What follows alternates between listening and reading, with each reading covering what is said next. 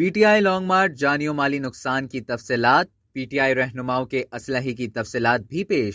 حکومت نے Pakistan Tehreek Insaf P T I long march سے ملک بھر میں ہوئے جانی و مالی نقصانات کی تفصیل اکٹھی کر لی۔ وفاقی وزیر داخلہ رانا ثناء اللہ کی زیر صدارت P T I long march اور امن و امان سے متعلق اجلاس ہوا۔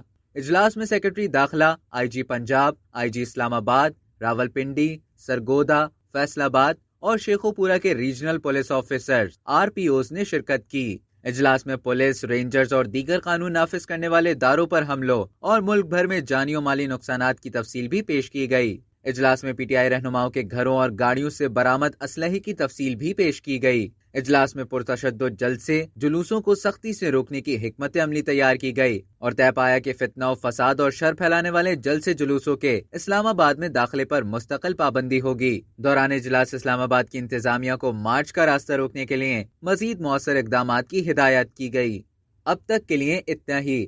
مزید خبروں اور نیوز اپڈیٹس کے لیے ڈیلی چنک کو سبسکرائب کریں اور بیل آئیکن پر کلک کریں تاکہ تازہ ترین ویڈیوز کا نوٹیفیکیشن آپ کو بر وقت موصول ہو۔